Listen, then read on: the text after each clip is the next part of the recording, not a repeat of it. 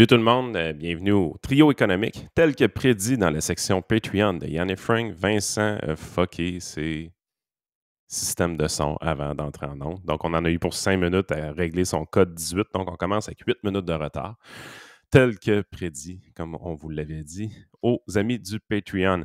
Ouais, puis un peu, même ça n'a pas l'air réglé encore parce qu'on ne l'entend pas à ce moment. On l'entend Là, plus. je ne sais pas Bon. sur quoi il a touché. Qu'est-ce qu'il a fait encore? Etern, same old shit, comme dirait Phil Kessel. Ça marche pas. Ah, ben ouais, là, on t'entend. Là, on t'entend. Je pense Touche qu'il y a à un rien. problème. Ouais, c'est ça. Je pense qu'il ne Touche faut à pas rien. trop que tu y touches. Il y a comme un fuck avec le fil du micro, je sais pas trop. Ah, Pourtant, il est neuf, ce Christy de micro-là. Mais, Aujourd'hui, c'est un épisode un peu spécial. Vous allez voir, les gens vont être agréablement surpris. Il n'y aura pas de publicité sur YouTube ni sur Facebook. Pourquoi c'est comme ça? C'est un épisode qu'on fait démonétiser parce qu'on veut parler de sujets qui sont tabous pour les grandes plateformes et les annonceurs. Donc, les 2 épisodes sont entièrement démonétisés. Vous ne serez pas achalés par de la publicité. Ça veut aussi dire qu'on n'aura pas de revenus publicitaires de notre côté.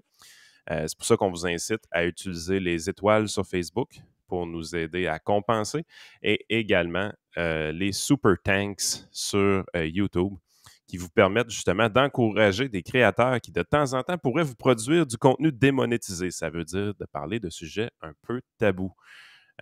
Vincent, de quoi justement tu voulais nous parler qui fait en sorte qu'on passe pour des gros méchants présentement sur le web? Juste pour expliquer aux gens, là, c'est quoi là, les super tanks, parce qu'ils le voient peut-être bien pas. Là. Quand tu cliques sur une vidéo sur YouTube, tu as un genre de petit piton ici là, qui s'appelle Merci et que tu peux l'utiliser. En gros, c'est ça. Pendant qu'on voit un gars, ça me donne soif, c'est un gars qui boit de la bière.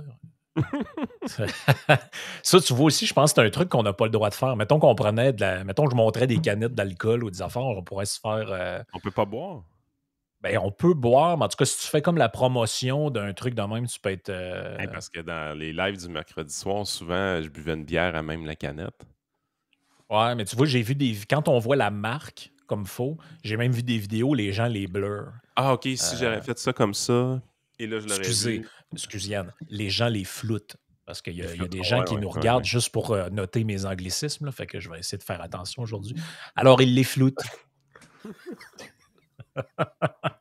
Mais c'est un peu spécial parce que, tu sais, Vincent, quand tu as proposé ce sujet-là, moi, je me suis dit que c'est un super bon sujet, entre autres à cause de l'actualité, mais les gens ne savent pas que les systèmes de censure des grandes plateformes, en fait, il n'y a pas vraiment d'être humain souvent qui fonctionne en arrière de ça et ils ne repèrent que des mots-clés. Soit dans l'analyse de la vidéo ou dans la description. Puis ils peuvent, dans le fond, démonétiser tes vidéos simplement à cause de ce que tu abordes. On l'a vu, entre autres, à un moment donné, notamment, aussitôt qu'il y avait le mot Ukraine ou quelque chose de même dans les vidéos, Facebook, c'était automatiquement, il enlevait la pub dans tes vidéos parce que là, c'est comme sujet sensible. Facebook est beaucoup plus sensible que YouTube. Mais là, le sujet qu'on parle aujourd'hui, définitivement, ça passe pas sur YouTube non plus. Ouais, surtout que le hook est particulièrement est un peu sensible dans les médias dernièrement. Oui, absolument. Fait que c'est ça. Dans le contexte de ce qui s'est passé à Buffalo, tu voulais qu'on parle, Vincent, du contrôle des armes à feu. Oui, parce que ça fait une couple de fois qu'on broche le sujet en gang ici. Puis je m'étais dit, on n'a jamais vraiment dédié une discussion à la chose en soi. Puis avec la tuerie qu'il y a eu en fin de semaine, donc pour ceux qui écoutent sur Facebook, on est le 19 mai aujourd'hui. Donc c'était le week-end passé qu'il y a eu un cinglé qui est allé à un centre d'achat à Buffalo. Puis qui a décidé, pour des raisons raciales, de tuer, je pense que le chiffre, c'est 10 personnes. Puis, ça n'a pas pris 5 minutes que tu as eu plein de gens qui ont essayé de faire du capital politique sur l'événement. Puis un des groupes qui l'a fait, c'est, en fait, les 2 groupes qui l'ont fait, c'est les pro-gun puis les anti-gun. Les pro-gun disent, tu vois, si par exemple, le garde de sécurité n'avait pas été armé, ça aurait été peut-être encore pire, parce qu'il y a un garde de sécurité qui a été tué, puis il a réussi à décharger son arme sur l'assaillant, mais l'assaillant avait un gilet pare-balles. Donc, les conservateurs disent, s'il y avait une chance qu'il était armé, ça aurait été encore pire sinon. De l'autre partie, tu as les gens, tu vois, c'est ça un signe qu'il faut un contrôle des armes à feu.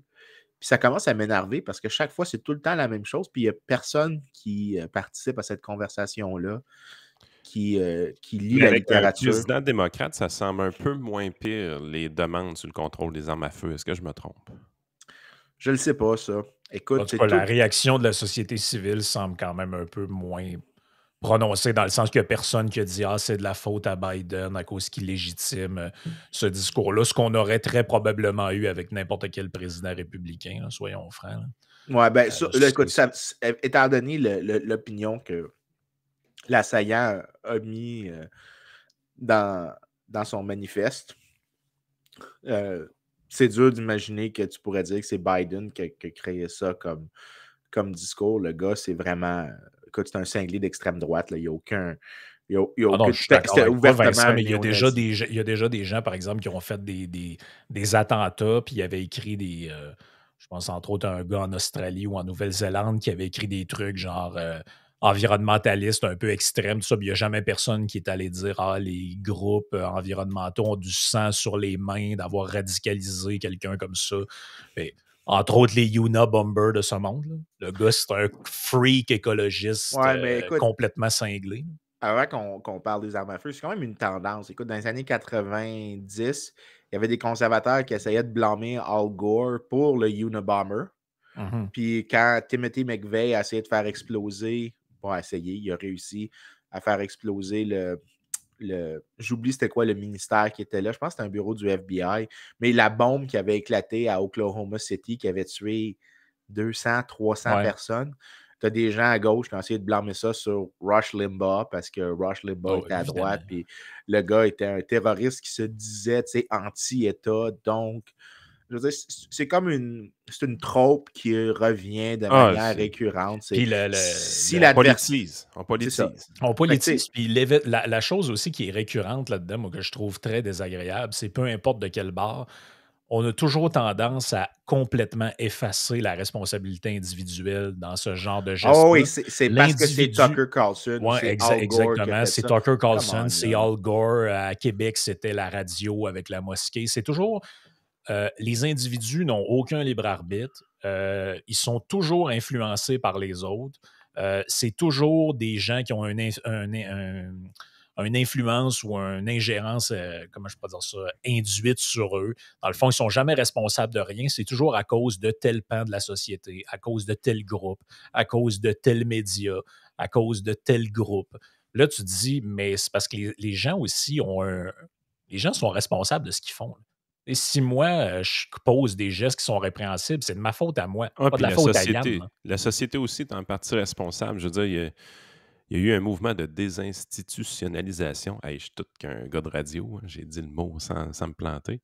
Mais je veux dire, on a des gens qui sont malades entre les deux oreilles, puis on a de la misère à soigner, sérieusement, puis on a de la misère à s'occuper de ces gens-là. Puis... c'est le cas, entre autres, de ce gars-là. Là. Je ne ferai pas croire que je suis un expert du dossier, là, mais de ce que j'en ai compris, entre autres, ce que j'avais lu, le gars qui avait fait le truc à Buffalo, là, il y avait des antécédents de comportements que tu pourrais qualifier de sociopathe ou psychopathe, là, entre autres de la torture animale quand il était enfant, ce genre de trucs-là.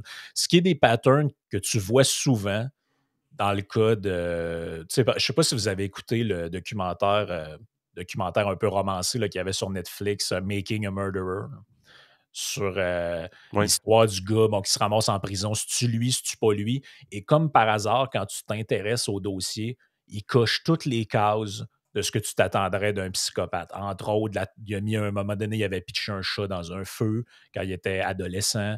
Tout ce qui est dans le jeune âge qui touche à, par exemple, la torture animale, ce genre de trucs-là, c'est toujours des comportements que tu peux voir chez quelqu'un. Je ne te dis pas que ça aboutit tout le temps dans des événements comme on a vu, mais c'est des comportements typiques de gens qui ont des caractères sociopathes ou psychopathes. Puis, à un moment donné, tu te dis, mais comment c'est possible que ces gens-là puissent agir de même, que ça aboutisse 10 ans, 20 ans plus tard à des tragédies, puis il n'y a personne qui a jamais pris ça en charge, il n'y a rien qui s'est passé.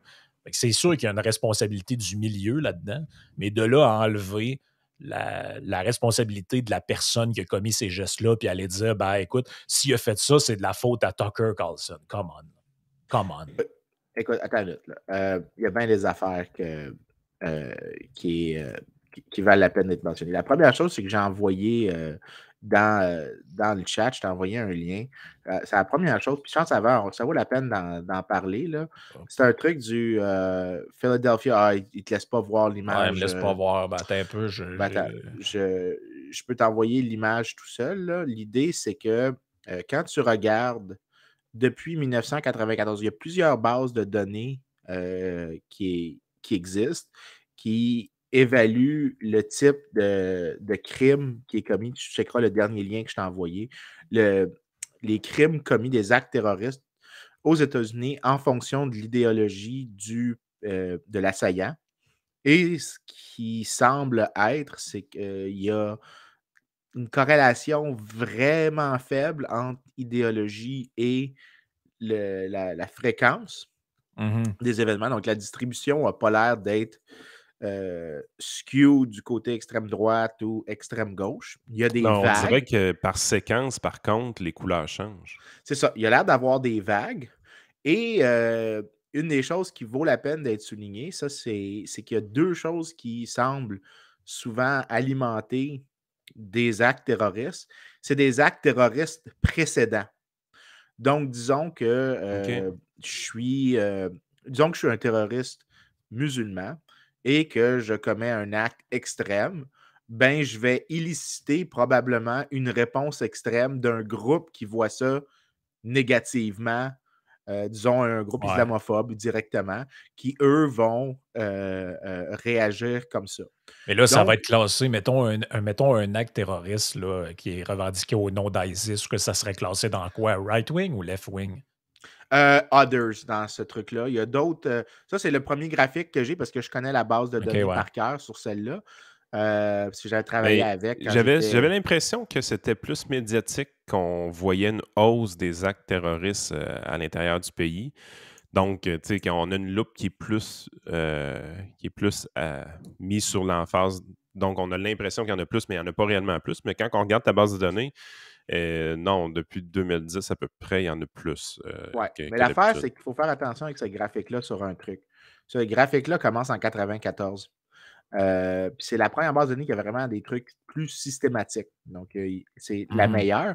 Mais quand tu peux regarder les bases de données un peu moins bonnes qui sont pré-1994, tu vas trouver à peu près les mêmes cycles qu'il y a l'air d'avoir que sur le long terme. Il n'y a pas l'air d'avoir de distribution pro ou contre. Puis il suffit de se rappeler, c'était que les groupes terroristes aux États-Unis du fin des années 80, début 90, c'était Unabomber, mais tu avais aussi le Weather Underground, qui étaient des groupes de gauche. Dans les débuts des années 90, après, ça laisse la place à des Timothy McVeigh, à l'histoire de Ruby Ridge. Ruby Ridge, ça ne rentre pas là-dedans, mais dans l'imaginaire de l'extrême droite un peu débile. La droite jambon, là, on peut dire. Ruby Ridge, ça avait eu un gros effet. Donc, le siège de Waco au Texas aussi. Donc, il y a l'air d'avoir des cycles, mais dans le long terme, quand tu regardes, là, la relation a l'air d'être vraiment faible. Ce qui laisse c'est pas des corrélations, par exemple, entre le président en place ou quelque chose comme ça. C'est vraiment plus la personne qui a commis un acte réellement spectaculaire va avoir motivé beaucoup de gens à en commettre des plus petits dans la même direction. Oui, puis il y a deux raisons qui me permettent de dire ça. Là. La première, c'est que c'est les cycles que je mentionne, le fait que ça a l'air d'un cycle précédent cause le cycle subséquent. Mais il y a aussi le fait que l'autre article que j'ai envoyé à Frank, qui est c'est le ScienceDirect.com, qui est un article dans Journal of Public Economics. Puis cet article-là, je l'adore. Ça fait 5-6 ans que je l'utilise au moins une fois par mois, soit pour enseigner des fois, parce que la méthode est super, mais des fois aussi pour montrer l'importance de ce qu'on appelle le biais d'endogénéité. C'est que des fois, tu peux voir des corrélations, mais tu ne sais pas dans quelle direction. Puis tu peux dire qu'il y a un effet causal, mais tu ne sais pas dans quelle direction l'effet causal va. Et là, l'idée ici, c'est que la personne regarde, est-ce que c'est les actes terroristes qui causent les mentions médias ou est-ce que les mentions médias causent les actes terroristes? Naturellement, il va y avoir une relation qui va dans les deux sens. On s'attend à ce que les médias vont en parler parce qu'il y en a, mais on va aussi s'attendre à ce qu'il va en avoir un peu qui vont se produire parce que les médias en parlent. C'est un effet un peu qu'on voyait au niveau des suicides. Hein. Je pense qu'on parle beaucoup moins des suicides dans les médias parce qu'on voyait cette tendance-là, qu'il y avait une vague de suicides subséquente après un suicide qui était quand même assez spectaculaire. Je me trompe-tu? Je sais pas, ça, c'est une bonne question, mais ça confirmerait à peu près la même logique. S'il y en a un article qui fait ça, je serais prêt à croire. Je trouverais que ça serait quelque chose qui ajoute à ce qu'on dit. Puis intuitivement, ça fait du sens parce qu'il y a beaucoup de suicides que, bon, il y en a que c'est des suicides de détresse, mais il y en a que c'est des appels au secours que les gens ont ou dans certains cas, c'est des sortes de manières de je veux qu'on sache X de moi. Donc, tu sais, je peux voir une motivation d'attention. Aussi, tu sais, ça serait probablement encore plus fort, je suis sûr, si tu incluais les murder-suicide. Donc, par exemple, je ne sais pas si Valérie Fabricant rentrerait là-dedans, mais le gars qui était allé tirer à Concordia, là, le prof de Concordia. Je ne sais pas si à la fin, il s'est suicidé, mais disons un tueur en série qui va tuer 5-6 personnes avec l'intention de soit se faire tirer par les policiers ou par la suite de se tirer lui-même. Ça rentrerait dans les deux types d'études. Probablement que les résultats se renforceraient. Mais celle que je te mentionne dans Journal of Public Economics, ce qui montrait, c'était un effet très fort dans la direction que, oui, les médias vont en parler parce qu'ils se sont passés, mais les médias sont beaucoup plus importants dans la relation que pour causer les actes terroristes que l'inverse. C'est pour ça que, voyons, le résultat que tu arrives quand tu le regardes, c'est, je pense, je cherche le chiffre dans l'article, c'est en utilisant le coverage du New York Times, qui est quand même le journal, un des journaux les plus lus internationalement. Un article de plus augmente le nombre d'attaques dans la semaine subséquente par 1,4.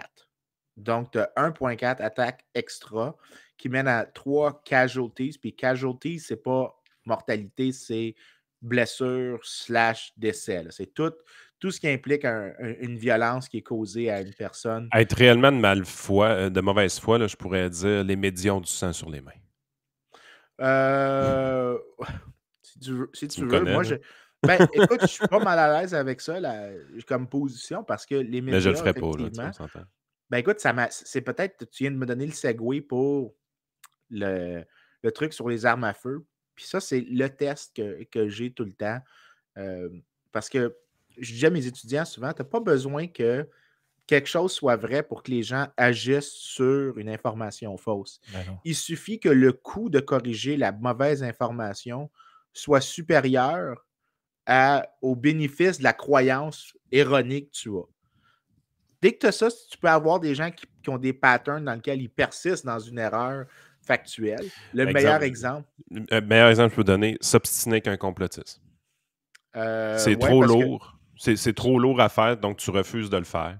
Tu le laisses dans ses croyances. C'est même pas trop lourd, Yann. C'est que peu importe ce que tu vas dire, ça va renforcer son biais de confirmation parce que le présupposé est tel que si tu n'es pas d'accord avec moi, c'est que tu es un agent infiltré ou une opposition contrôlée ou ce genre de truc-là. Okay. Ben, écoute, si tu veux un bon exemple, les complotistes et les militants de partis politiques, parce qu'ils sont analytiquement la même chose, c'est-à-dire que tu as des super gros bénéfices de faire partie d'un groupe, les autres complotistes, les autres membres d'un parti politique, tu as des bénéfices très clairs, très bien définis.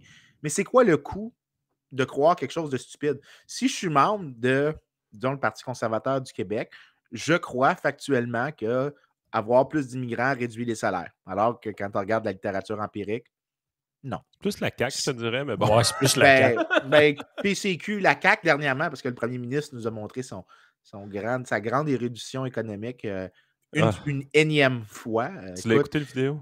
J'ai écouté la clip pendant 3 minutes, puis après ça, j'ai entendu où ça s'en allait. Puis comme je conduisais, j'avais pas envie de faire de la rage au volant, même si les gens autour de moi étaient très corrects, juste parce que François Legault, parce que ça m'a tellement fait fâcher, parce que c'est une trop récurrente, mais empiriquement, il n'y a aucune... Généralement, l'effet de l'immigration sur les salaires est quelque part entre 0 et un petit Focus, là, tu positif. vas dévier. Ouais. Les armes à feu. Mais Les armes à tu feu. sais, des histoires fausses comme ça, les gens en croient des tonnes. Oui, effectivement. Hein, les gens en croient des tonnes de trucs faux. Mais si tu n'as aucun coup à croire ça, c'est-à-dire que c'est quoi le fait que je crois quelque chose de factuellement faux? C'est pas moi qui paye le frais d'avoir des croyances Ouais. stupides sur l'immigration, ou c'est pas moi qui paye la croyance stupide comme les gens de Québec solidaire sur l'austérité. C'est pas moi qui paye la facture. Sur les paradis fiscaux, c'est pas moi qui paye la facture, mais j'ai le bénéfice d'être membre du groupe. Généralement, ce qui est intéressant, c'est quand tu fais changer les coûts pour les personnes.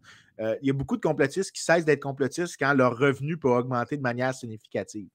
Mais un exemple de ça, c'est quand tu demandes aux gens est-ce que les crimes diminuent? Le taux d'homicide, par exemple. La vaste majorité des gens, tant au Québec que Ils vont dire que ça augmente. Ils vont dire soit que ça n'a pas diminué ou que ça augmente, alors que en réalité, ça a baissé. Même chose clairement. pour la pollution. Même chose pour ça dépend. Les gaz à effet de serre, ça augmente, mais si tu leur demandes, genre, le smog, ils vont ça augmente globalement, localement, à des places, ça diminue. Oui, aussi, tu sais, mais c'est ça, les gens ont des croyances factuelles qui sont généralement incorrectes. En fait, les gens ne sauraient pas qu'aux États-Unis, tu leur dis que les États-Unis polluent plus que dans le passé. En fait, depuis 10 ans, les émissions de gaz à effet de serre aux États-Unis, c'est presque une flatline. Le livre Factfulness, hein, Frank? Ça fait penser. Ça revient tout le temps, ça. Hey, mais, tu sais, l'affaire de ramener les... Oui, mais attends, mais le point, c'est, sur les crimes, là, le seul groupe que, si tu prends le nombre de mentions médias des crimes puis tu le divises par la population, ça a l'air d'augmenter. En fait, ça augmente massivement. Donc, les gens ont une perception intense de criminalité, même si les crimes diminuent.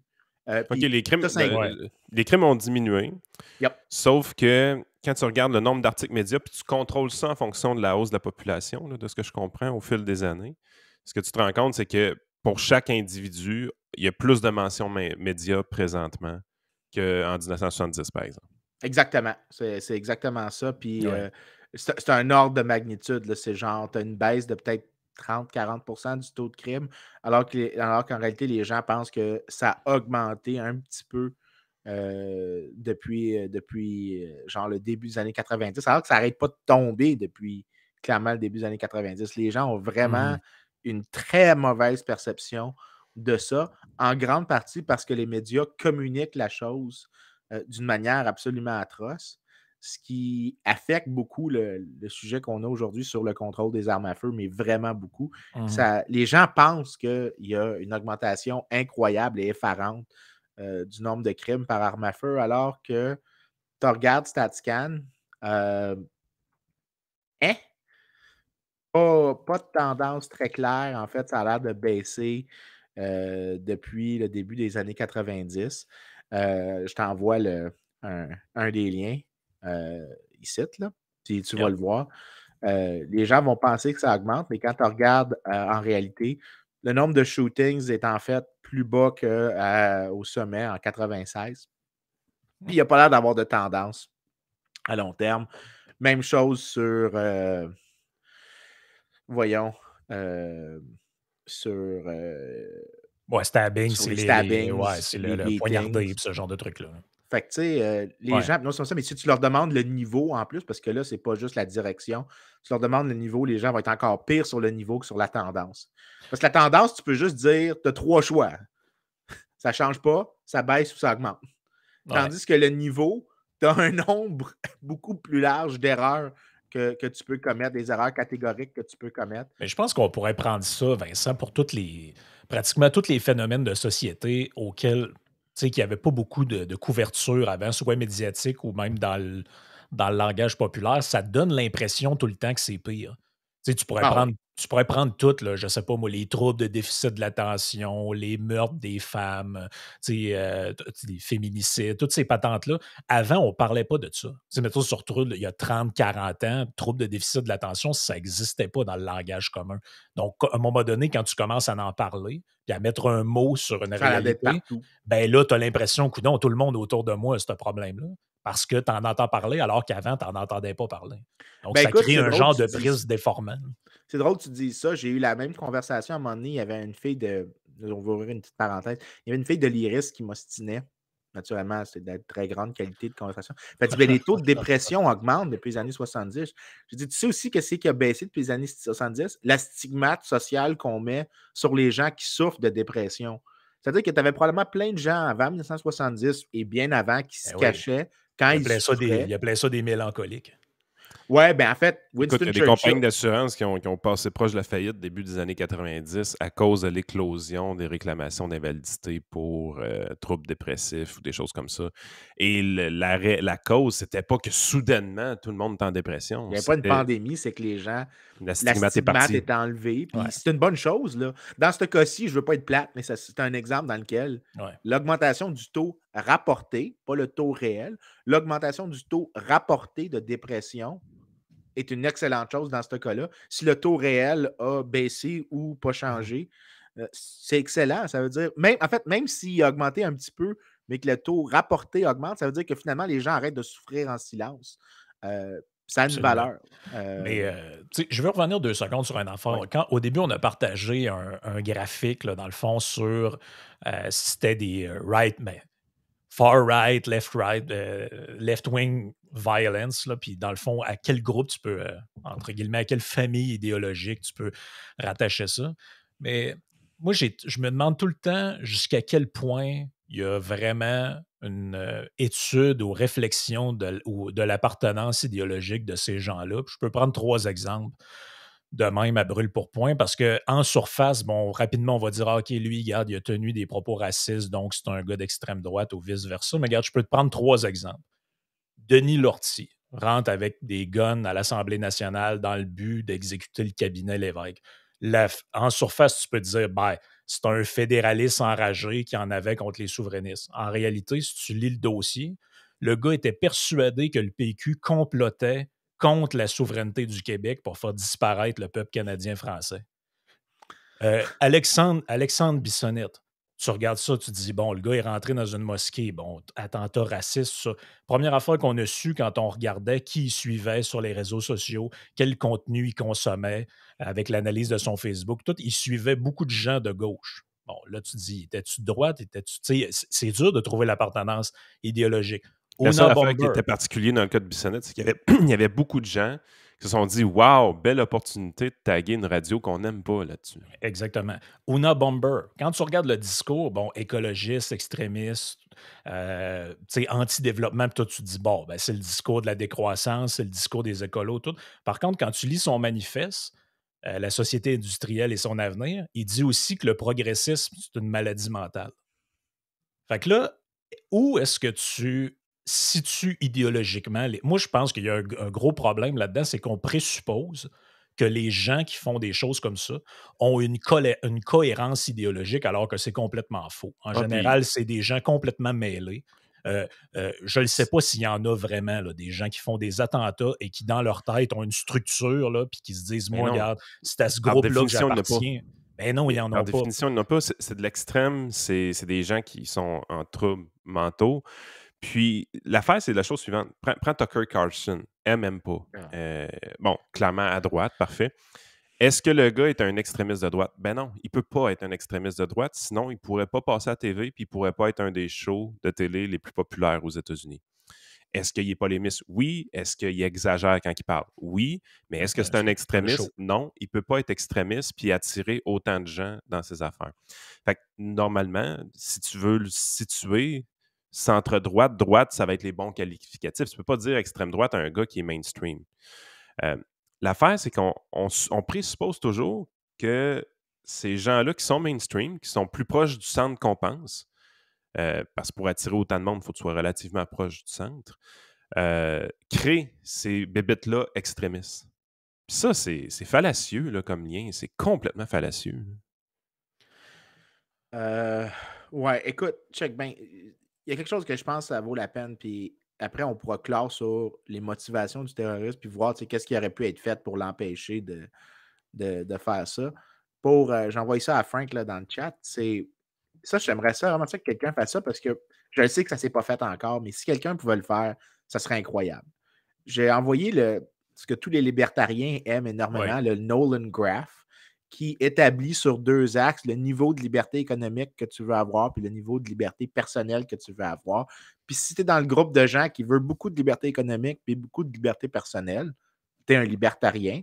Puis si tu veux que les gens aient aucune liberté civile puis aucune liberté économique, ben tu es un communiste, un autoritaire, tu es dans ce groupe. En fait, je ne suis pas sûr que je mettrais communiste si extrême dans certaines libertés civiles, là, mais mettons, un authoritarian, c'est vraiment le bas de la. Selon cette grille de lecture-là, extrême droite et extrême gauche ont beaucoup plus en commun ensemble que ce qu'on dit extrême droite, extrême gauche. Là. Parce qu'en réalité, dans ces groupes-là, là, les gens qui font des attentats, mettons que c'est vraiment au nom de ces groupes-là, il n'y a personne qui aime la liberté là-dedans. Non, en effet. Puis c'est pour ça que j'aimerais vraiment ça que quelqu'un fasse ça comme étude. C'est que tu essaies de peupler le Nolan Graph, mais avec uniquement des suprémacistes blancs. La raison que je dis ça, c'est quand tu regardes les actes terroristes aux États-Unis, là, donc je prends tous les actes terroristes depuis 1975 selon le Census Bureau, 108 pour l'islamisme, 11 pour des formes de foreign nationalism. Ça serait par exemple Irish Republican Army. 190 de droite, 6 de religieux mais non islamistes, 125 de gauche, 44 trucs séparatistes, 11 qu'on n'est pas capable de classifier, et le deuxième plus gros groupe, suprématie blanche. Donc, tu es là, OK, ça c'est quand même le deuxième à 169. Mais ça, c'est des gens de droite. Ben, dans le discours, oui, mais quand tu regardes, le gars, c'est clairement le gars qui a commis l'acte à Buffalo est clairement un suprémaciste blanc, il y a zéro doute. Mais tu lis son truc, il y a des trucs assez à droite dedans, comme conservative, mais en même temps, tu as des trucs aussi dedans super libéraux de gauche, là, liberals. C'est exactement mon point.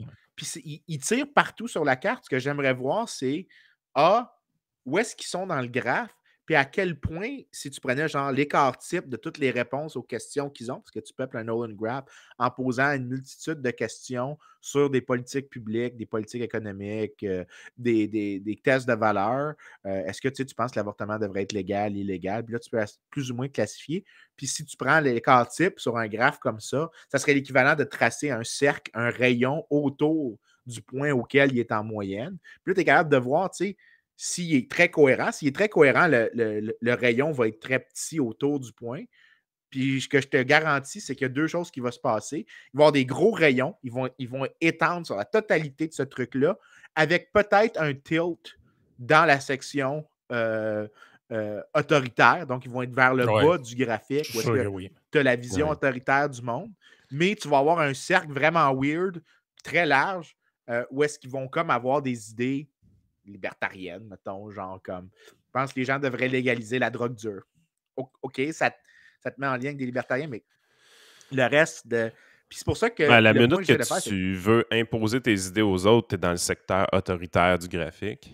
Tout le monde comprend ça. Imagine si tu prends des armes pour le faire, clairement, tu peux pas être un libertarien, là, je veux dire. Non, en tout cas, si tu l'es, c'est pour ça mon point, c'était la question de la cohérence idéologique, d'après moi, est nulle dans la très vaste majorité des cas.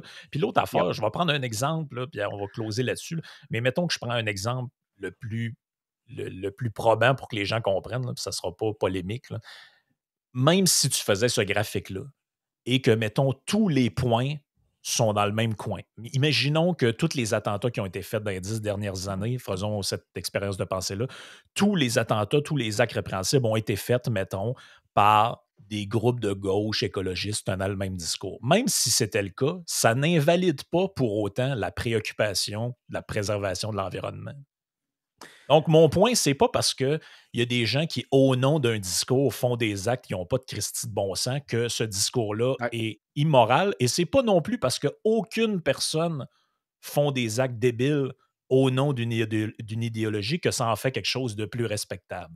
Ben écoute, moi, je vais plus loin que toi. C'est parce que, moralement, je pense pas que c'est correct d'attribuer à d'autres personnes qui partagent certaines similarités idéologiques à un autre la culpabilité d'une personne, de l'assaillant ou de la mauvaise personne.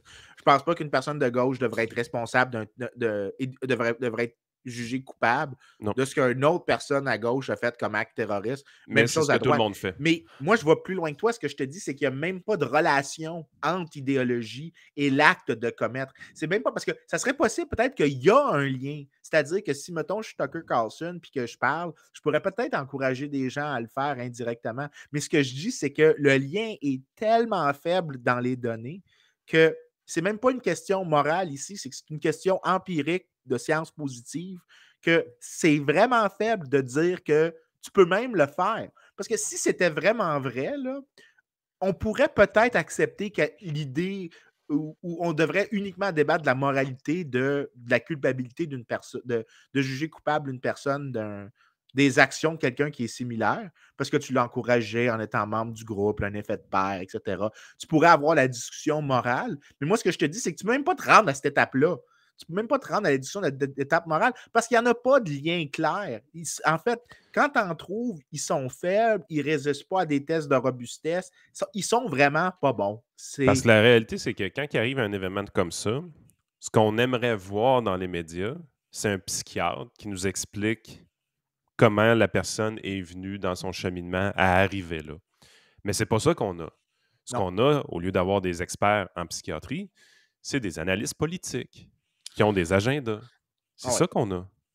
Ouais, puis qui vont venir, Exactement. parce que là, on cale le gars de droite qui haït les groupes écolos pour dire, ben regarde, lui, il a fait sauter un pipeline, donc il a dû être radicalisé par le Parti vert, ou à l'inverse, lui, il est rentré, je sais pas moi, dans une église, il a fait sauter une bombe, donc il doit être radicalisé par un groupe de haineux contre cette religion-là. Bon.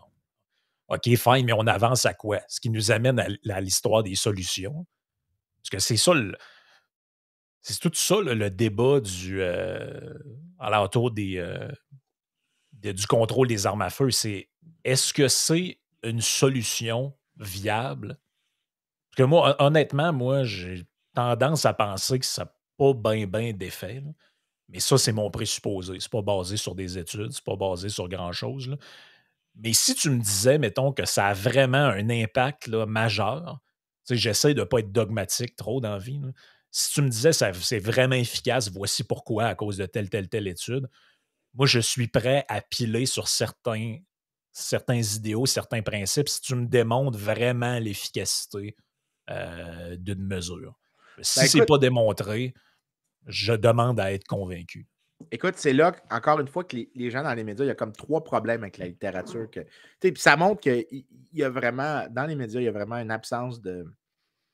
En fait, il y a une surprésence de gens qui ont d'opinions fortes avec peu de fondations, tant d'un bord que de l'autre, parce que si je disais, il y a beaucoup de gens qui sont invités à parler sur un sujet, puis on les prend parce qu'ils sont le quota de droite ou le quota de gauche. Fait que, on invite la folle de gauche au show de Tucker Carlson, on invite le fou de droite au show de Rachel Maddow, puis on fait quelque chose comme ça. Puis c'est comme un classique des médias de présenter des cas extrêmes parce que ça attire des vues.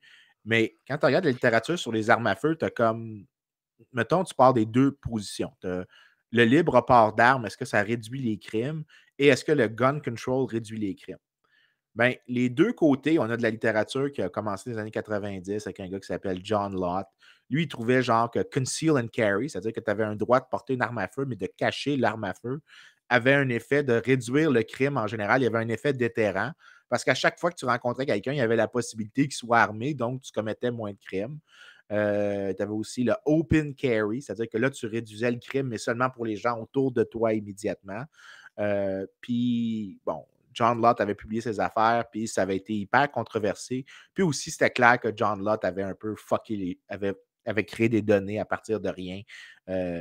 C'était du fake, là. C'était vraiment. Ouais. Là, ça pose problème. Oui, c'était malhonnête. Des gens qui ont essayé de répliquer ses affaires. Quand tu trouves un effet de réduction de crime du libre port d'armes, s'il est positif, il est très petit. S'il est négatif, il est très petit. Généralement, la moyenne est à 0. C'est une moyenne super centrée autour de 0. Tu n'as pas de cas extrêmes. Là. On est sûr de la distribution autour de 0.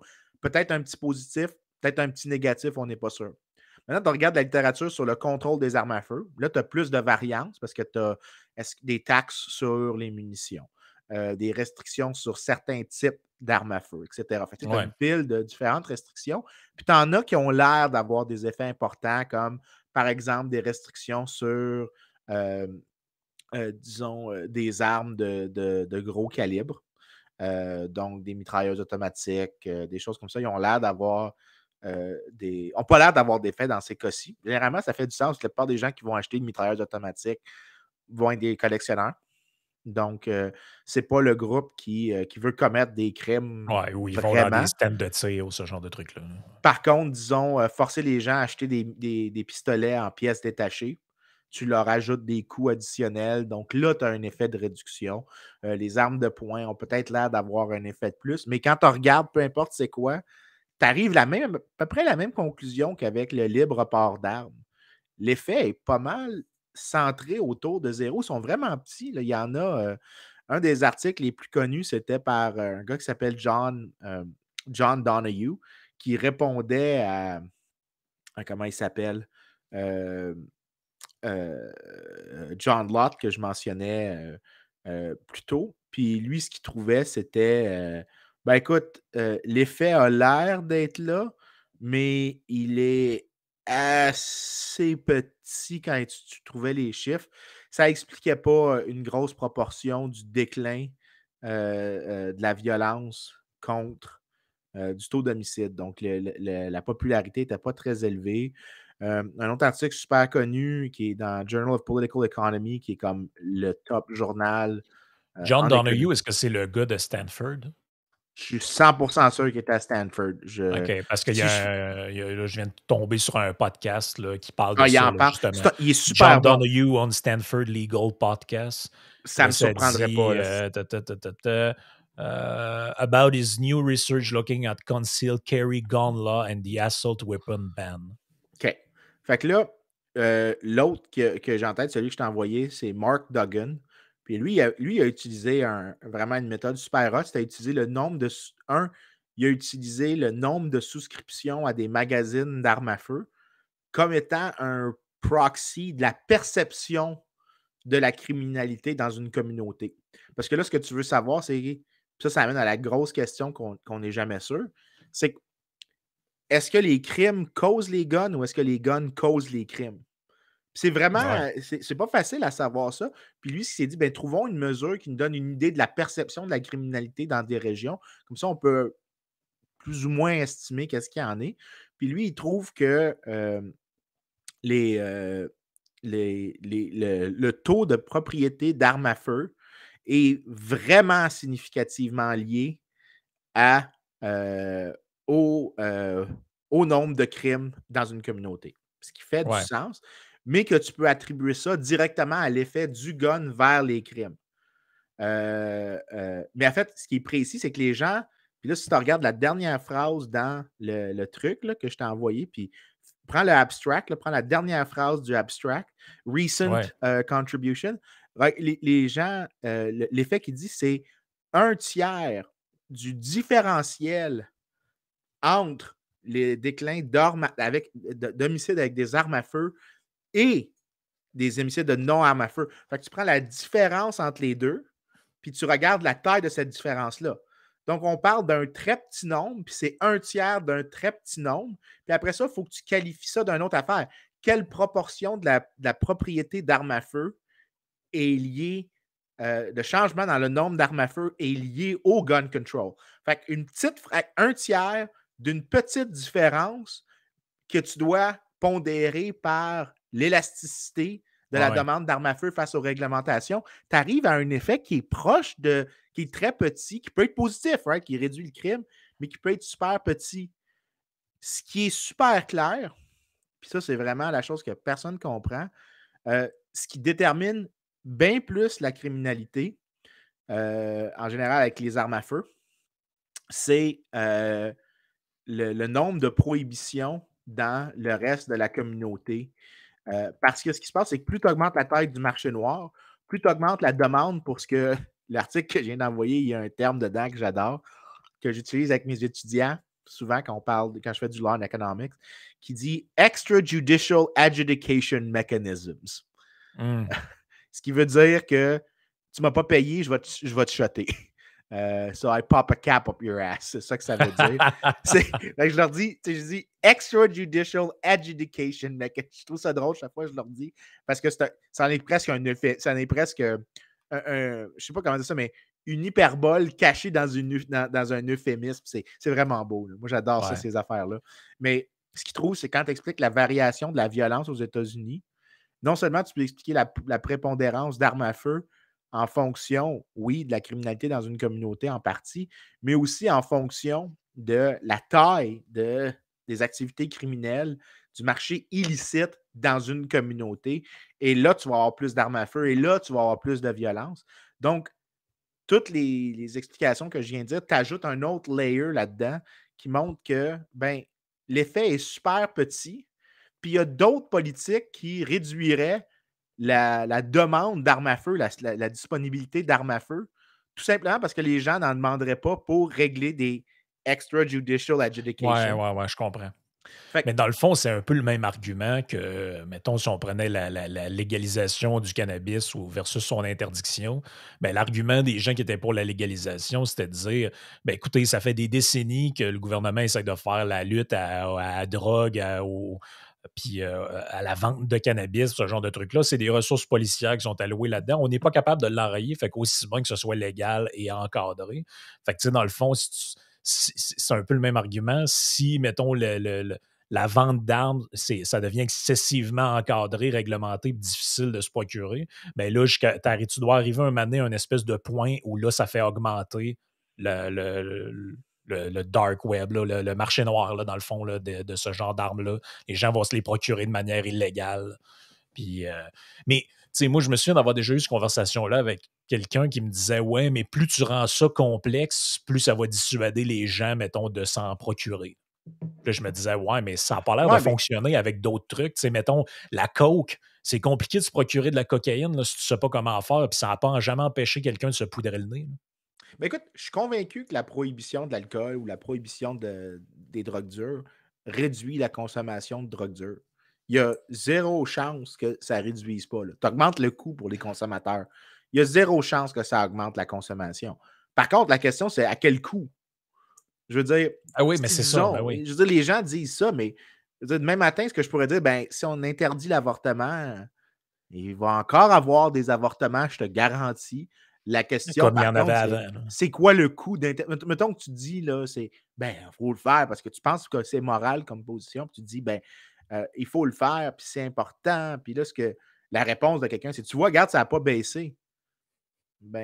C'est pas vraiment un bon argument. Là. En fait, ça a baissé juste un petit peu. C'est la preuve que ça ne fonctionne pas. Non, c'est la preuve que la demande pour ça est très élastique. Ce que ça veut dire, c'est que si tu augmentes le prix beaucoup, tu vas avoir une grosse réduction, mais il faut que tu l'augmentes vraiment beaucoup pour avoir cette grosse réduction-là. Tandis que si c'était vraiment élastique, tu peux augmenter le prix de 1%, puis les gens vont arrêter de le faire. OK, mais on a des bonnes raisons de croire que des gens qui veulent tuer quelqu'un d'autre, leur comportement est probablement très élastique, très inélastique. Même chose avec les gens qui veulent faire des drogues dures. Puis pour revenir au marché des armes à feu, il y a des bonnes raisons de croire que la demande d'armes à feu est très inélastique. Donc, il faut vraiment que tu aies des mesures super extrêmes pour que tu en viennes à réduire l'incidence. Puis c'est encore pire, by the way, la littérature, quand tu checkes le lien entre pas juste les crimes par arme à feu, mais les mass shootings, c'est encore plus faible la relation parce que c'est des événements tellement extrêmes, puis les gens qui veulent les commettre sont tellement extrêmes eux-mêmes que c'est probablement les gens qui sont les plus inélastiques dans leur désir de commettre le crime. Donc, les contrôles d'armes à feu, dans leur cas à eux, on décèle rarement des effets. Des études qui trouvent que ça a un effet, d'autres qui trouvent qu'il n'y en a pas. Mais généralement, c'est encore une fois, ce qui est important, c'est que toutes les études vont avoir des variances entre elles par choix de données, par plein d'affaires. Mais la question, c'est à quel point c'est centré autour d'une certaine valeur. S'ils sont toutes positives, mais qu'il y a un gros range de positifs, tu sais que ça a un effet positif. Mais ici, c'est que c'est soit zéro, soit un très petit positif, dans le sens que ça le réduit, le positif dans le sens que tu veux ça. Mais l'effet est minime.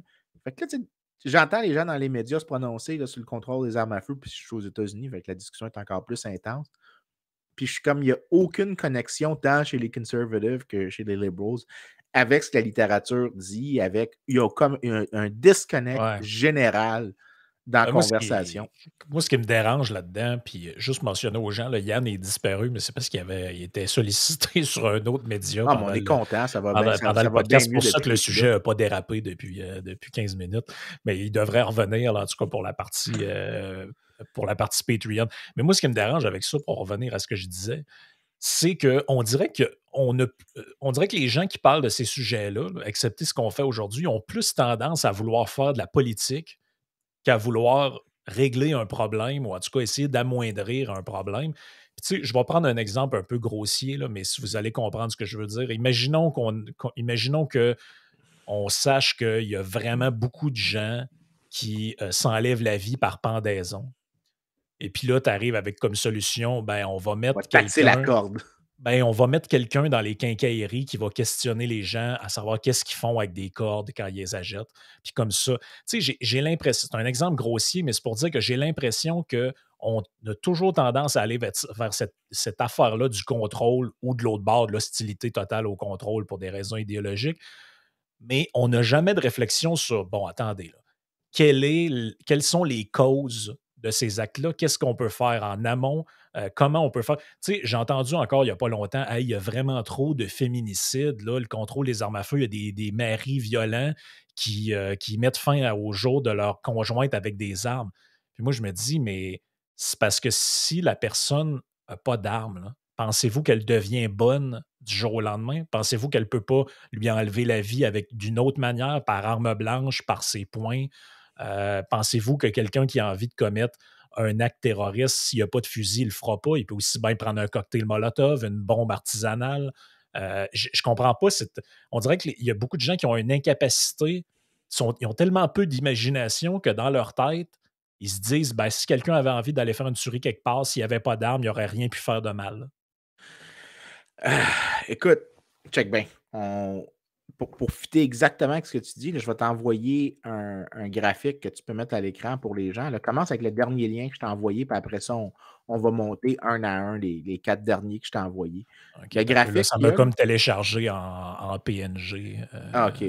Fait que le graphique, là, quand il va apparaître, ce que ça montre, c'est les taux d'homicide depuis mesurés par un gars qui s'appelle Manuel Eisner, qui, si je ne me trompe pas, est à l'Université de la Pennsylvanie, depuis genre 1200. Donc, historiquement. Puis ce que tu vois, c'est que historiquement, là, on était à des taux d'homicide quelque part aux alentours de 10 homicides par 100 000 personnes. C'est ça que ça veut dire. C'est vraiment gigantesque comme proportion. Puis aujourd'hui, là, dans toutes les sociétés occidentales, tu es pas mal autour d'un homicide par Ouais. 100 000 personnes. Ce qui est vraiment pas très gros. Mais le lien, là, c'est quand tu essaies de voir cette tendance-là. Je sais pas pourquoi il est sur le côté. Je suis pas capable de Ben, le écoute, tourner. c'est. Mais regarde, Il bon, t'aime pas les le gens sont graphique. capables de se l'imaginer. Oh ouais, je sais pas pourquoi il fait ça de même, mais tu vois, là, il baisse vraiment gros à travers le temps. Ouais. Puis quand tu essaies d'expliquer c'est quoi ce déclin-là des homicides, du taux de meurtre à toute fin pratique, l'augmentation du revenu, c'est le facteur qui domine. Tout simplement parce que quand tu commets un crime, le coût d'opportunité d'une année en prison augmente avec ton revenu. Si tu es dans une société très pauvre, le coût d'un crime, tu as un bénéfice immédiat, mais tu ne perds pas un revenu gigantesque.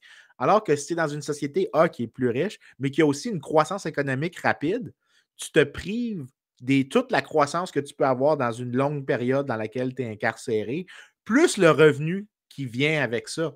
Donc, les gens commettent moins de crimes en raison d'une augmentation de revenus. Fait que ce que tu veux savoir, si tu veux vraiment, là, puis c'est toujours ça la chose que je dis, c'est que généralement, si tu veux régler des problèmes que les gens ont, les solutions directes rarement fonctionnent comme tu t'y attends. Ouais, c'est ça. Tu vas dépenser un paquet de ressources sur quelque chose.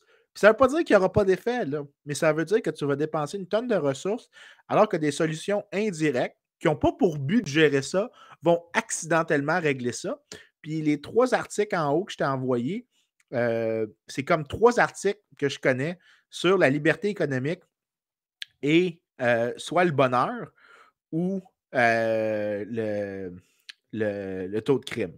Puis ce qu'on trouve, c'est, premièrement, que quand on regarde des augmentations de liberté économique qui ont pour effet, parce que le lien entre liberté économique et croissance économique est super fort, des réformes qui libéralisent ont tendance à augmenter les revenus et, par conséquent, Ouais, je comprends. réduisent la criminalité. Parce que c'est lié à la pauvreté. Exactement. L'autre étude, c'est sur les happiness studies. Donc là, les gens qui disent sur une échelle de 0 à 10, à quel point tu es satisfait de la qualité de ta vie. Donc, ce n'est pas juste le revenu. C'est-à-dire que tu demandes d'évaluer à quel point tu apprécies ça. Puis ce qu'on trouve, c'est que la liberté économique augmente le niveau de bonheur chez les gens. Les gens sont plus heureux dans des sociétés économiquement plus libres. Mais aussi, ce qu'on sait, c'est que là, tu peux faire un deuxième lien, un effet de second ordre. C'est qu'on sait que les gens qui reportent des niveaux plus élevés de satisfaction de vie sont moins susceptibles de commettre des crimes ou des actes d'agression. Donc, des politiques qui encouragent la croissance économique en général vont avoir pour effet de réduire le problème avec lequel tu te retrouves, au lieu d'avoir des politiques super ciblées qui, dans l'immédiat, pourraient avoir un effet négatif, pourraient avoir un effet positif, peut-être en moyenne 0, et pour lequel tu vas dépenser un paquet de ressources, tu vas créer une bureaucratie additionnelle qui va faire du legal enforcement agressif. Donc, aux États-Unis, ça a l'effet, les gens oublient ça, mais au Canada, ça ne s'applique pas tant que ça, mais aux États-Unis, l'effet que ça a d'avoir créé des lois pour gérer la drogue ou pour combattre certaines criminalités, ce que ça a fait, c'est la militarisation de la police. Tu as des policiers, tu as des postes de police qui ont des véhicules blindés. Je veux dire, ça devrait te donner une idée. Peut-être que ce que tu as fait, c'est que tu as créé une bureaucratie policière qui est peut-être un petit peu trop intense parce que tu as le coût de ces mesures-là qui n'ont pas une tonne d'effet. C'est que ça a été il faut qu'on déploie des mesures extrêmes. Puis quand il y a des accidents, donc disons, les policiers maintenant sont investis beaucoup dans la gestion de la violence, mais ils ne sont pas capables de gérer des cas où est-ce que la personne n'est pas violente. Donc, par exemple, la pire chose que tu peux faire aux États-Unis, c'est être une personne avec des problèmes de santé mentale et que les policiers sont en ta présence puis qu'ils ne sont pas capables de comprendre que, par exemple, tu es juste comme tu as un problème particulier qui n'est pas du tout une agressivité générale, tu es juste dans un cas particulier. Ouais, quelqu'un qui est Puis en là, la personne se fait psychose tirer. toxique ou ce genre de truc-là. Exactement. Ils ne sont pas attirés à ça parce qu'ils ont dépensé une tonne de ressources dans gérer des trucs extrêmement violents et ils ne sont pas spécialisés dans d'autres activités. Donc, il y a un coût social, c'est juste qu'on ne le voit pas facilement. Mais ces mesures-là, tu ne devrais peut-être pas les adopter, tu ne devrais peut-être pas mettre ton poids là-dessus, tu devrais mettre ton poids sur d'autres trucs. Donc, réduire la sphère dans laquelle tu as besoin de faire usage de la violence. Donc, libéraliser les drogues, laisser plus de place aux gens pour ne pas avoir à utiliser des armes pour créer pour régler des différends dans des trucs où est-ce que l'État ne peut pas intervenir pour régler des différends. Tout ce Puis la croissance économique en général. Tout ce que les libertariens appellent les crimes sans victime. C'est aller pourchasser je veux dire, j'en parlais encore avec ma blonde il n'y a pas longtemps, à un moment donné, d'envoyer des polices. Si c'est fait, on comprend, là, si c'est fait contre le gré des personnes, si c'est fait avec de la maltraitance, quoi, ça, c'est pas moi qui va défendre ça, c'est sûr. Là. Mais tu sais, moi, qu'une personne décide sur Internet d'avoir un site web et de vendre des services à caractère sexuel, c'est pas à moi de décider si ça doit être légal ou pas. Là. Moi, personnellement, je vois pas pourquoi on commence à pourchasser ces gens-là ou à emmener la police là-dedans. Je veux dire, j'ai plutôt l'impression que le fait que ce soit illégal, ça fait en sorte que le crime organisé est empêtré là-dedans. Puis, je sais pas, c'est sûr que c'est tous des sujets un peu touchy. Tu as tout le temps de l'air un peu d'un monstre quand tu parles de ça parce que c'est très émotif. Il y a des gens qui ont vécu des expériences. Puis, ça n'enlève rien à leurs expériences, by the way. Ah non, c'est ça. Puis, tu sais, c'est sûr que si tu as cette discussion-là avec quelqu'un que sa sœur a déjà été sous l'emprise d'un proxénète ou quoi que ce soit, elle va être sûrement totalement fermée à l'idée. Mais, tu sais, c'est pas ça le point. Là. Évidemment que c'est pas ça le point. Mais, tu sais, que deux personnes consentent. Moi, mon point, c'est tu as deux personnes consentantes. Tu as quelqu'un qui est prêt à donner de l'argent en échange de la compagnie et plus. Je vois pas c'est quoi le problème. Non, moi non plus, mais en même temps, tu sais, je comprends la détresse des gens. Puis, tu sais, la chose que- qui vaut la peine d'être mentionnée, c'est que souvent, les événements extrêmes, tu sais, créent une sorte de demande d'intervention. Puis c'est tout à fait raisonnable comme réponse. Par contre, ça vaut toujours la peine de peut-être éviter de raisonner sur la base d'événements extrêmes. Je comprends que de manière évolutionnaire, ça faisait du sens que ce qui était. Ben, on a vu notre ami se faire écraser par un mammouth. Ben, il ne faudrait pas courir devant le mammouth. Ben, OK, c'est un événement extrême. Mais tu sais, de manière évolutionnaire, on a développé ce mécanisme-là, mais ça ne veut pas dire que aujourd'hui, avec la richesse qu'on a, que ce mécanisme évolutionnaire d'observer les cas extrêmes a la même valeur sociale que ça avait, disons, dans le passé, où est-ce qu'on était beaucoup plus à la marge entre survie et mort, Ouais. qu'aujourd'hui, où est-ce que c'est beaucoup moins le cas. Aujourd'hui, on a comme le luxe de pouvoir prendre le temps de s'arrêter Ouais. puis de penser à un sujet au lieu de partir la partie reptilienne de notre cerveau puis de la laisser runner comme ça pour faire ça. On est tellement rendu riche qu'au moins on a ce luxe-là maintenant d'un peu, pas conquérir notre nature évolutionnaire, mais Ouais. de calmer notre réflexe. On a plusieurs exemples de ce que tu dis là, tu sais, quand même dans l'actualité, pas récente, là, mais pas si lointaine que ça. Tu sais, tu as une jeune fille qui n'a pas l'âge d'acheter de l'alcool. Elle rentre dans un dépanneur et vole une canette d'alcool marquée Fort Loco dessus. Et ça aboutit en une histoire médiatique complètement grimpée. Puis on finit à faire une loi. Après ça, quelle autre affaire aussi qu'on a eu dans ce genre-là? Quelqu'un qui s'est fait écraser à un moment donné en face d'un hôpital à Québec. Je ne sais pas si tu te rappelles de cette histoire-là. Le gars, dans le fond, je pense qu'il avait la schizophrénie ou quelque chose. Non, pas la schizophrénie, il faisait des crises d'épilepsie. Et on aurait dû retirer son permis. Mais bref, ça n'a pas été fait par une histoire de je me souviens plus trop quoi, la négligence du médecin ou peu importe. Il a écrasé une femme qui traversait entre l'hôpital et le centre d'achat et parce qu'il était en crise au volant. Et puis là, ça a fait tout un débat. Est-ce qu'on devrait faire une passerelle par-dessus, entre les deux, pour pas que les gens traversent parce que c'est dangereux? Puis là, tu dis, OK, mais un peu, là, il est arrivé un événement et là, on fait toute une histoire avec ça. Tu sais, réagir sur le coup de l'émotion, tout le monde comprend. Là. Puis si jamais il y a des gens qui nous écoutent, que ses parents avec eux, la personne qui s'est fait écraser, c'était un drame épouvantable. Tout le monde comprend ça. Mais est-ce que ça justifie de partir un débat pour dire, bon, on va prendre 200 millions, on va construire une passerelle piétonnière entre ces endroits-là sous le prétexte que ça, c'est arrivé? Je ne sais pas Tu si sais, c'est 200 millions, j'espère que ce n'est pas ça le ben, chiffre. c'est un chiffre qui n'avait pas de bon sens. Là. Je me souviens. Là. Tu sais, OK, tu te dis, OK, fine, mais pourquoi? Puis tu as toujours l'impression, en plus, que ça arrive, ces affaires-là, comme, euh, comme une espèce de réponse souvent du politique à souvent quelque chose qui est très brûlant dans l'actualité, mais qu'on sait très bien que ça va s'estomper. Tu sais, un coup que la nouvelle ne sera plus d'actualité. Tu sais, fait que ça a l'air un peu insensible, ce que je dis là. Mais tu sais, c'est un Non, je peu un pense pas que appel. Je moi, pense que c'est un appel un peu à la raison. Là. À un je pense moment pas que ça donné, l'est parce que souvent, là, ce que je dis, c'est j'ai fait l'exercice plusieurs fois avec mes étudiants quand c'est des questions touchées comme ça. Je leur dis, écoute, ta job comme économiste, c'est pas de faire des jugements moraux. Il y a des endroits en économie dans lesquels tu peux faire ça, mais il faut que tu aies fait un paquet de, de constatations empiriques, factuelles avant de te rendre là, puis théorique. Puis tu as vraiment plusieurs étapes à franchir. Mais je dis, mettons, là, on dit, OK, euh, euh, le coût de. Mettons que cette femme-là, c'était une future prix Nobel, tout. Puis que la valeur qu'elle avait pour la société était gigantesque. Puis tu me dis, ça vaut la peine de redépenser cette somme-là pour éviter que ça arrive à une autre personne exceptionnelle comme elle. OK, fine. Maintenant, c'est quoi le nombre d'enfants, par exemple, que tu aurais pu sauver en dépensant ce montant-là ah ouais, c'est ça. sur des soins médicaux dans des pays en développement ou sur la mitigation du réchauffement climatique? Il faut quand même que tu me dises à quel point tu es en train. Parce que là, ce que tu vois, c'est que tu vois la vie que tu peux sauver, mais tu n'es pas en train de me dire le nombre de vies que tu peux peut-être en train de sacrifier. Tu sais, Frédéric Bastiat disait un bon économiste, c'est celui qui voit ce qu'on.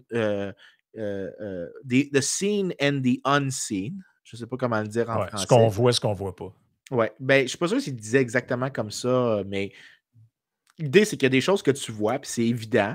Mais il y a des choses qui ne sont pas évidentes, qui nécessitent des contrefactuels dans ta tête. C'est-à-dire que ben, si ce montant-là, maintenant, qui est dépensé sur ça, il n'est pas disponible pour dépenser sur des hôpitaux. Il n'est pas disponible pour dépenser sur des écoles. Il n'est pas disponible à dépenser sur des garde-fous sur les autoroutes. Il y a plein de choses comme ça. Puis là, il faut que tu me dises pourquoi tu penses que ça, c'est mieux que l'autre. Mettons 1 milliard pour faire un régime, un système de contrôle des armes à feu, si ça sauve même pas une vie en bout du compte. M'amener ton coût, ton calcul coût-bénéfice n'est pas très efficace. Là. Écoute, j'avais fait l'exercice avec le registre des armes à feu pour combien ça avait coûté par vie sauvée. Puis j'avais dit, OK, allons-y avec le meilleur scénario possible, etc., etc., qui est donné par les gens sur les faits. Puis on va enlever non seulement ça, le coût initial qui avait été fait. Ouais. Donc, on va juste prendre le coût marginal de continuer le registre une année de plus. Le coût par année n'était pas super élevé. Le coût initial, le 2 milliards, était débile. Fait que, dès que tu inclus le coût fixe de la chose pour le partir, c'est incroyable comment ça a coûté cher par vie sauvée. Mais mettons que tu prends le montant pour continuer la chose. Puis d'ailleurs, les gens qui disaient ça, ceux qui étaient contre le registre des armes à feu, ils avaient tort de souligner ça parce qu'ils tombaient piège de la fallacie des coûts perdus, c'est-à-dire de sunk cost fallacy. C'est-à-dire que là, ils disaient, ben là, parce qu'on l'a fait dans le passé, puis que ça a coûté cher dans le passé, on devrait l'arrêter. Faudrait pas le perdre. Ben, la question, c'est combien ça coûte de continuer de l'utiliser. Si ça coûte 20$ par année puis que ça sauve une vie, 20$ pour une vie, je veux dire, je connais pas grand. Cet argument-là, je veux dire, on va continuer parce qu'on l'a déjà fait. Tu parles de. Je comprends pas ben, continuer parce qu'on l'a déjà fait ou l'arrêter parce qu'il a coûté cher dans le passé. La question, c'est quoi le coût de continuer en soi? Mais le coût de continuer en soi lui-même était très élevé. Ça arrivait, je pense, à une dizaine de millions par année. Étant donné le nombre de vies sauvées, tu arrivais à 250 000 par vie sauvée en termes de dépenses. Fait que là, OK, tu te dis, ben, la valeur statistique d'une vie, fait que, tu peux prendre ce que notre actuaire est de retour, tu peux prendre c'est quoi la valeur statistique d'une vie, puis dire, OK, d'accord, ça vaut quelque chose. La valeur statistique d'une vie est effectivement beaucoup plus que 250 000. Donc, ça vaut la peine peut-être de dépenser là-dessus. Mais l'affaire, c'est que ça, c'est juste la première étape. Il faut au moins que ça ne peut pas être inférieur à la valeur statistique d'une vie. La vie, ça n'a pas de prix, Vincent. Ben, non, 1 million. Ah, mais moi, c'est ben, les arguments. Si tu ne crois pas ça, prends pas d'assurance. Ouais. Mais tu sais, les arguments de même qu'on entendait, là, parce ouais. que le discours que tu as, moi, je l'ai entendu quand même une couple de fois. Là, puis tu avais des gens dans les médias qui disaient des trucs du genre, oui, mais si on peut sauver qu'une seule vie. Oui, mais ça, c'est là qu'il faut que tu répondes. Mais qu'est-ce qui arrive si tu aurais pu sauver 10 vies avec le même montant sur un autre truc? Ce montant-là, il n'est plus disponible. Là. C'est toi le sans-cœur ici. Parce que la deuxième étape après la valeur statistique, de savoir si au moins ça vaut une valeur statistique d'une vie, c'est quoi toutes les autres choses que j'aurais pu faire avec ce montant-là pour moins cher? C'est ça la deuxième chose qu'il faut que tu me poses, c'est combien de vies statistiques j'aurais pu sauver. Si tu me dis que j'aurais pu dépenser ce 250 000 $-là, puis pour 25 cents la vie, j'aurais pu sauver des enfants avec de l'eau potable de bonne qualité en Afrique, c'est toi le sans-cœur si tu as décidé de dépenser là-dessus. Je m'excuse, là, mais c'est toi le sans-cœur, pas moi. C'est carrément ça. Là. Allez, on arrive à la fin de la partie gratuite. Pour la suite, on va prendre des questions du Q&A qu'on n'a pas eu le temps de répondre la semaine passée pour les gens sur Patreon qui peuvent poser leurs questions. Fait que si vous voulez le faire, ben, rejoignez-nous sur Patreon. Il va y avoir une pause d'une semaine là, à un moment donné, là, dépendamment de où vous écoutez, sur YouTube ou sur Patreon, parce que la semaine prochaine, je ne serai pas là.